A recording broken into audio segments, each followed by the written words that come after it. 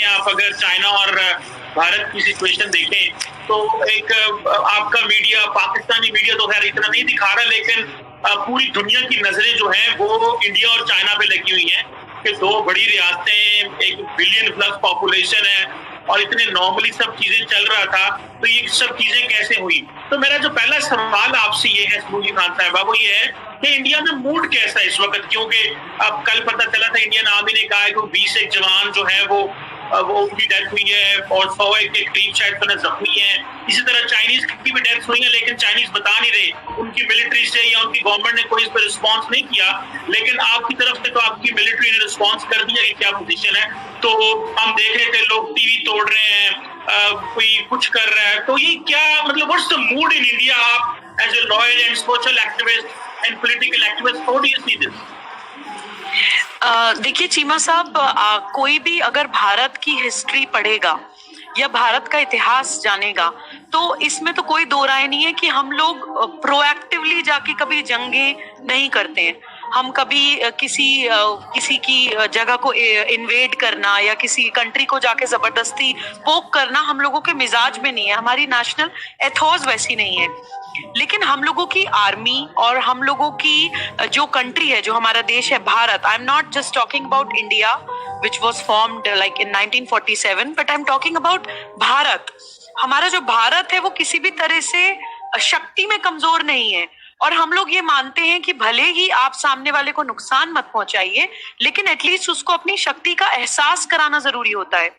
तो जैसे चाइना का आप सभी जानते हैं कि उनकी एक एक्सपेंशन करने वाली एक मानसिकता है, एक साम्राज्यवाद में वो यकीन करते हैं आज की तारीख में भी। हालांकि वो जमाने चले गए जब लोग इन्वेड करते थे, लेकिन आजकल इन्वेजन के तरीके बदल गए हैं। आप इकोनॉमिकली इन्वेड करिए या आप धीरे धीरे करके आप जो लाइन ऑफ कंट्रोल है LAC में, वहां पे वो लोग कुछ कुछ वायलेशंस करते रहते हैं। तो लेकिन कभी 1962 की वॉर के बाद कभी इस तरह का LAC पे चाइना और इंडिया के बीच में इस तरह का हुआ नहीं है। इस बार पहली बार ऐसा हुआ है और हम लोगों ने बहुत अच्छे से उनको जवाब भी दिया है। ये आपने सही बोला कि हमारे ऑलमोस्ट अप्रोक्सीमेटली 20 जवान जो है आर्मी पर्सनल वो शहीद हुए हैं। और जैसे कि कम्युनिस्ट कंट्रीज की मानसिकता होती है कि ट्रिब्यूट देना तो दूर की बात, अपने जवानों को वो लोग स्टैट्स भी खुल के सामने लाते नहीं है। तो यही वो कर रहे हैं, उनकी कंट्री में क्या हो रहा है, कौन शहीद हो रहा है, कितने लोग मारे जा रहे हैं, क्या इंटरनल कॉन्फ्लिक्ट्स हैं, वो हमेशा एक बहुत ही एक सस्पिशियस सा एक मिस्टीरियस एनवायरनमेंट बना रहता है ये कम्युनिस्ट कंट्रीज में। तो ऐसा ही वो इस बार भी कर रहे हैं। और हालांकि उन्होंने एयरलिफ्ट करवाए हैं, जो उनके सैनिक मारे गए हैं उनकी बॉडीज को वो लोग लिफ्ट कर रहे हैं, लेकिन हमारी आर्मी ने उनको किसी तरह से वो बॉडीज लिफ्ट करने से या ले जाने से रोका नहीं है। क्योंकि हम लोग वॉर भी जो करते हैं वो पूरा मॉरल एंड एथिकल प्रिंसिपल्स के हिसाब से करते हैं कि ठीक है, जिस टाइम पे हमें जंग करनी है उस वक्त हम जंग करेंगे। लेकिन जब उन्होंने अपनी बॉडी छोड़ दी और वो सिर्फ डेड बॉडीज हैं, तो हम हमेशा चाहते हैं कि प्रॉपर बॉडीज का जो अंतिम संस्कार है, उनकी जो भी जिस आराध्य को वो मानते हैं उसके हिसाब से होना चाहिए। ये तो आपके और हमारे बॉर्डर्स पे भी आपने देखा होगा, कारगिल वॉर में भी आपके जितने सैनिक शहीद हुए थे, हम लोगों ने प्रॉपर सम्मान के साथ उनका अंतिम संस्कार हम लोग करते हैं। हम लोग बॉडीज के साथ मिसबिहेवियर नहीं करते हैं। हालांकि आपको थोड़ा शायद बुरा लगेगा, आप लोगों ने सौरभ कालिया जी के साथ किस तरह का बिहेवियर हुआ था या हेमराज जी के साथ किस तरह का, तो पाकिस्तानी भले ही हमारे सैनिकों के साथ शहीद होने के बाद गलत तरह का व्यवहार करें, हम लोगों की नेशनल एथॉस नहीं ऐसी। रही बात मूड की, तो मूड देखिए मैं आपको बताती हूँ कि आजाद भारत के बाद हमारे देश में काफी टाइम के बाद एक बहुत सशक्त सरकार आई है और हम लोग सब लोग भारतीय इतना ज्यादा कॉन्फिडेंट है इस गवर्नमेंट को लेके, और वी आर मेंटली प्रिपेयर्ड। जो भी फैसला हमारी सरकार लेती है हमारे देश हित में या समाज में लोगों के हित में, हम सब उसके साथ हैं and we are mentally prepared either ways. अगर कोई कॉपरेशन की टॉक्स होती हैं या किसी तरह से टेबल पे बैठ के रिजॉल्व करी जा सकती हैं चीजें, तो हम उसके लिए भी तैयार हैं। लेकिन अगर जबरदस्ती का शक्ति प्रदर्शन हमारे साथ किया जाएगा या हमें थ्रेट्स दी जाएंगी, हमारे सैनिकों के साथ गलत व्यवहार किया जाएगा, उनको शहीद किया जाएगा, तो फिर हम लोग हर तरह से तैयार हैं और ये चाइना भी समझ चुका है। तो मुझे लगता है कि this is the mood of the nation right now. जी, वैसे बिल्कुल ठीक कहा आपने। मेरा ख्याल है कि जो आपने कहा कि जो मूड ऑफ द नेशन है, आप उसको एक बता रही हैं कि जो भी गवर्नमेंट फैसला करेगी आप उसके साथ हैं, उस पर भी बात करते हैं। लेकिन मैं एक बात बताऊं सुबुही खान साहबा, हम पाकिस्तान से बैठ के, भले हम पाकिस्तान और भारत डिक्लेयर्ड एनिमीज हैं, सॉरी दुनिया को पता, और हम 72 साल से भी लड़ ली, इस तरह कुछ भी किया, लेकिन मैं personally as a human being, as an individual, मैं कभी नहीं चाहूंगा कि कहीं पे भी लोग मरे। ये तो हम उनसे पूछ सकते हैं जिनके घरों में लाशें आई हैं, वो जिनकी, आप इस कॉन्फ्लिक्ट को छोड़ें, आप कोरोना वायरस को सुबुही खान साहबा देखें, कितने तकलीफदेह है कि लोगों, कितने इतने सियाने समझदार पढ़े लिखे लोगों की जाने चली गई। तो मौत तो कभी भी अच्छी चीज नहीं कही जाएगी, भले भले दुश्मनी क्यों ना हो। तो मैं नहीं समझता कि मैं एज एन इंडिविजुअल या हम पे से पाकिस्तानी, ठीक है मीडिया में क्या होता है वो एक और चीज है, लेकिन कोई नहीं चाहेगा कहीं भी जान जाए। सो भारत और चीनी हो, कोई भी हो, अमन से रहे। दूसरी जो बात मैं आपसे आम करना चाहता हूँ सुबुही खान साहिबा, वो ये है कि आपने कहा कि जो आपकी सरकार आपको कहेगी, तो एक तो मैं मीडिया के हवाले से बात करना चाहता हूँ, क्योंकि आप मीडिया पे आती रहती हैं। इंडियन मीडिया को मैं देख रहा था, बहुत परेशानी और दिक्कत हुई, क्योंकि पाकिस्तान तो है नहीं है कि जरा सा पाकिस्तानी मीडिया ऑन किया, पता चला वहां पे क्या है, उसको जो है आपको खबरें मिल रही होती हैं।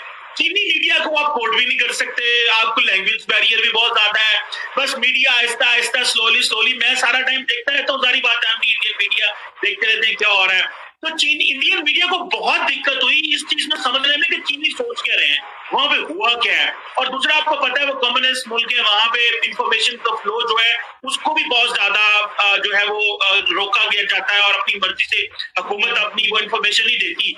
तो मीडिया जो है उसने उसकी ओपिनियन स्प्लिट रही है, कईयों ने तनकीद की है हुकूमत पे, और कईयों ने कहा है जी कि ये फौज की गलती है, बल्कि कहीं मैं जर्नलिस्ट को देख रहा था, उन्होंने फौज का काम है इनको रोकना, हुकूमत का काम नहीं है ये। तो ये इतनी ज्यादा तकसीम क्यों है भारत के अंदर? पाकिस्तान को लेके तो आप सारे इकट्ठे हैं, लेकिन चाइना को लेके इकट्ठे क्यों नहीं है? इतने मीडिया में क्यों ऐसे हुआ कि मीडिया ने ही फौजियों पे उंगलियां ताननी शुरू कर दी? देखिए, मैंने तो पर्सनली अभी तक ऐसी कोई मीडिया रिपोर्ट देखी नहीं है जिसमें फौज के ऊपर हमारी इंडियन मीडिया किसी तरह का सवाल उठा रही हो। हालांकि अगर आप इस तरह की बात, क्योंकि आप कह रहे हैं आप भी मीडिया में बैठते हैं, तो मैं इनवैलिडेट नहीं करूंगी आपकी बात को जो आप बोल रहे हैं। मे बी आपने शायद कुछ सुना हो, कुछ देखा हो। तो देखिए, ये सिर्फ भारत में नहीं है, आप ये कहीं भी देखिए, आप अमेरिका में देख लीजिए। कम्युनिस्ट कंट्रीज सिर्फ पॉलिटिकली कम्युनिस्ट नहीं होती है, कम्युनिस्ट मानसिकता भी होती है। जो कम्युनिज्म है वो एक लोगों के दिमाग में एक साइकी की तरह भी बैठ चुका है, और बहुत सारे कम्युनिस्ट्स के पैरोकार होते हैं जो बहुत सारी कंट्रीज में बैठे होते हैं। कुछ लोग मीडिया में भी होते हैं, कुछ सोशल एक्टिविस्ट्स होते हैं, इंस्टीट्यूशंस, यूनिवर्सिटीज में होते हैं। तो अनफॉर्चुनेटली हमारे देश में भी कुछ लोग ऐसे हैं जो कम्युनिस्ट विचारधारा के पैरोकार हैं, उनको सपोर्ट करते हैं। तो अगर किसी ने इस तरह की बात करी है, मैं उसको बिल्कुल कंडेम करती हूँ कि अगर आर्मी के ऊपर उंगली उठाई गई है हमारी, या अपनी इंडियन आर्मी की गलती बताई गई है, तो उसको मैं बिल्कुल कंडेम करती हूँ। क्योंकि हम लोग, जैसे कि मैंने आपको बताया, हम लोग कभी भी खुद से जाके जंगे कभी नहीं करते हैं, लेकिन हम लोगों के अंदर सेल्फ डिफेंस या उसको बोलिए कि डिफेंसिव ऑफेंस जो होता है, उसमें हम लोग डेफिनेटली यकीन करते हैं। क्योंकि सेल्फ डिफेंस तो हर कानून में, किसी भी कोई प्रॉपर कोडिफाइड लॉ हो या नॉर्मल ह्यूमन नेचर की जो बेसिक इंस्टिंक्ट भी होती है, अपने आप को डिफेंस करना होता है। तो हम लोग हमेशा ह्यूमन लाइफ को प्रेफरेंस देते हैं, इंसानों की कदर करते हैं, जिंदगियों की कदर करते हैं। लेकिन अगर सामने से किसी तरह का कोई वायलेशन हो रहा हो, या हमारे सैनिकों पे किसी तरह का हमला हो रहा है, जैसे अभी LAC पे हुआ, तो हमारे अगर 20 जवान शहीद हुए हैं, तो उनके ऑलमोस्ट 40 प्लस शहीद हुए हैं। तो सुबुही खान साहब ये बताएं कि जो सिचुएशन हमें पता चली, वो ये पता चली कि बेसिकली ये हालात इसलिए खराब हुए कि जो इंडियन सोल्जर्स थे वो उन टेरिटरीज को लेना चाहते थे जहां पे चाइनीज ने जैसे कब्जा किया या वो उन्होंने टेक ओवर कर ली थी। तो इस दौरान हालात खराब हुए।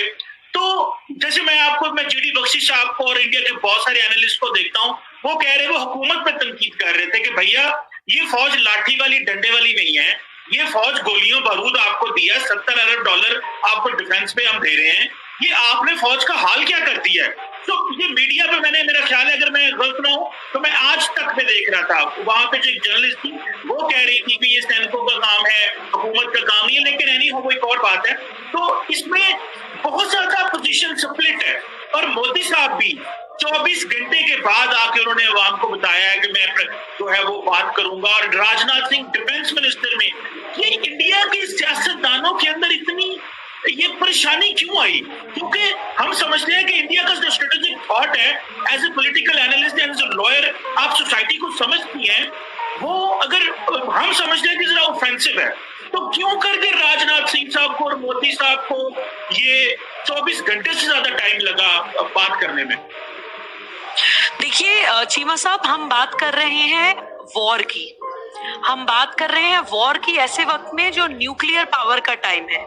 ठीक है, ये इतनी छोटी चीज नहीं है जिसमें कि आप ये बोल रहे हैं कि 24 घंटे बहुत ज्यादा समय है सोचने के लिए, दैट टू ऐसे पैंडेमिक के टाइम पे, जिस टाइम पे पूरी ह्यूमैनिटी, पूरी दुनिया ही ऑलमोस्ट एक ऐसी बीमारी से जूझ रही है जो ह्यूमन सर्वाइवल ही एट स्टेक है।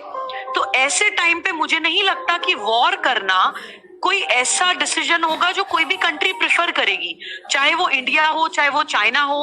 और हम देख रहे हैं कि बीच में जो इंटरनेशनली जो दूसरी कंट्रीज भी इंटरवीन कर रहे हैं, वो भी ये कोशिश कर रहे हैं कि किसी तरह से एक म्यूचुअल टॉक्स के थ्रू बात संभल जाए। तो अगर 24 घंटे के बाद गवर्नमेंट ने डिसीजन लेने के लिए आगे बढ़े हैं या उन्होंने मीटिंग्स करनी स्टार्ट करी हैं या ऑफिशियल स्टेटमेंट्स दी हैं, तो मुझे लगता है कि एक बहुत परिपक्व और एक बहुत मैच्योर डिसीजन है। क्योंकि ये तो हम लोगों को पता है कि हम लोगों के जवान शहीद होने की जैसे ही खबर आई थी, हमारे जो एग्जीक्यूटिव में जितने भी सीनियर जो टीम है, जितने जो कोर टीम है गवर्नमेंट की हमारी, उन सब लोगों ने मीटिंग्स करनी स्टार्ट कर दी थी पूरी जिम्मेदारी के साथ। क्योंकि हम लोग अपने जवानों की शहादत को लाइटली नहीं लेते हैं। हम लोगों के लिए एक जवान शहीद होना भी बहुत बड़ी बात है।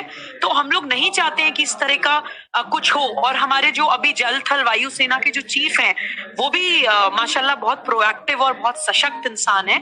तो आई एम श्योर कि उन लोगों ने जो डिसीजन लिया है, जो ले रहे हैं, वो भारत के लिए और भारतीयों के लिए बहुत सोच समझ के ले रहे हैं। तो उसमें किसी तरह की दो राय या कोई दो ओपिनियन समाज में या इवन मीडिया में भी नहीं है। अगर किसी की कोई पर्सनल राय हो एक आध लोगों की तो वो हो सकती है, but as a country and as a society हम लोग इसमें बिल्कुल पूरी तरह से अपनी गवर्नमेंट के साथ हैं।